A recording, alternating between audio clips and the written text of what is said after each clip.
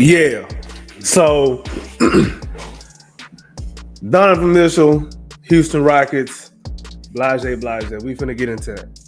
Before we get into it though, it's your man's AK Infinity. Follow me on Twitter at AKInfinity_VVS. This is the Rockets Propaganda Channel. And I hate that I even got to bring this video up. We got some people in the fan base who just gung-ho about whatever the hell they thoughts are, and they be thinking that the NBA work the same way as NBA 2K. Real life and video game, cuz. Anyway, so Kelly Ego report. The Houston Rockets have maintained interest in Cavs all-star guard Donovan Mitchell for months and continue to monitor his situation in Cleveland, sources tell The Athletic. Go follow Kelly Ego if you don't already know who he is. Rockets beat writer. You living under a rock if you're a Rockets fan and you don't know who Kelly Ego is. Something wrong with your life. But yeah, in a vacuum, dog. This is my quick thoughts. This video ain't gonna be long. My quick thoughts. In a vacuum, yeah, Donovan Mitchell will probably come over to the Rockets and be instantly, and I mean instantly, the best player on the team. But where has they gotten Donovan Mitchell teams to this point? Now, I'm not one to say, he's never done it before, so he can never do it. Bro, if you ask me, he low-key was in a better situation in Cleveland, like immediate situation. And if the Rockets was to trade for this guy, we're going to have to give up the farm to get him because they gave up the farm to get him. They're going to want to replace that farm. You know what I'm saying? So it's going to cost you at least one of the core six, more than likely Jalen Green. There's a lot of people in the fan base who still hate Jalen Green guts. Jalen Green could be kissing babies, and they'll say, oh, he's giving the baby germs. They'll say something stupid.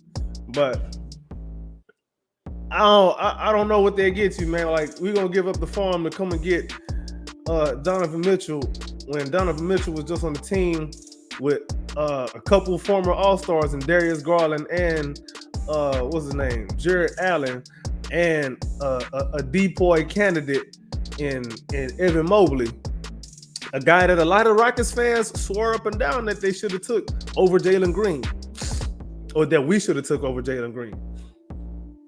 So he just flamed out in the second round against that same team. Donovan Mitchell ain't been to a conference finals yet. That'd have been a different story had he been in the conference finals before, but he hadn't.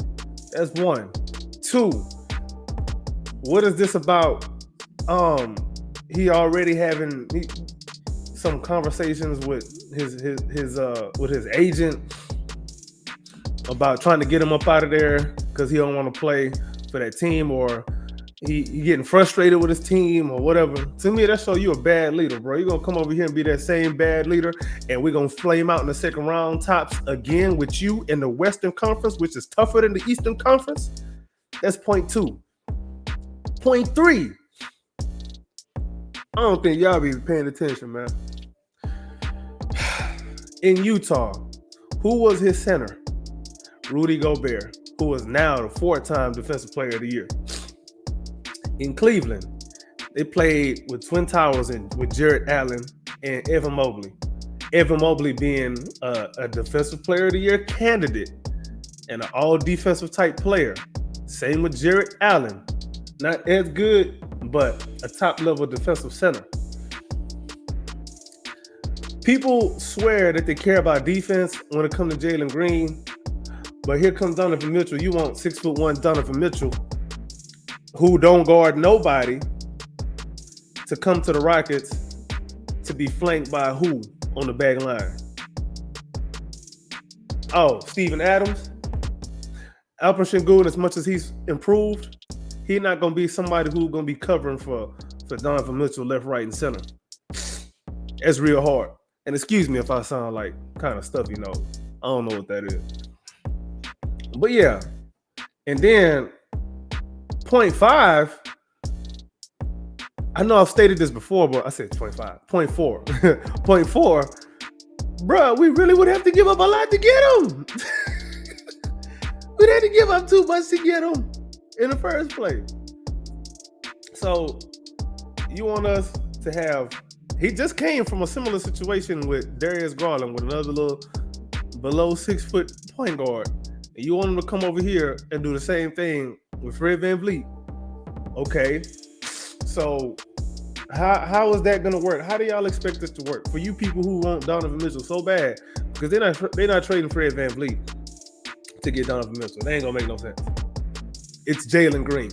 Jalen Green is the guy who's been on the trade block really since what, December? He been on the trade block. I wouldn't say he's been officially on the trade block, but once the rumors start coming out, hey man, where there's smoke, there's some heat. And it sounds like things is kind of getting kind of hot. So I'm gonna need some of y'all to think about that before y'all just want to jump to these NBA 2K type deals, thinking that man gonna come over here and make us some. Now I'll say this: I can't even say that we'd be that much of a better team, to be honest, for the simple fact that he's so small. We'll be a lot better offensively, but are we gonna be better as a whole? Like, what's the point? Like, what is he gonna come here and do? Who are we gonna be better than? Let's be honest here. What teams are we gonna be better than if Donovan Mitchell come over here to the Rockets? Who we beating in the playoff? Who are we making the play in? We'll probably make the play in. We'll probably be 9th or 10th seed.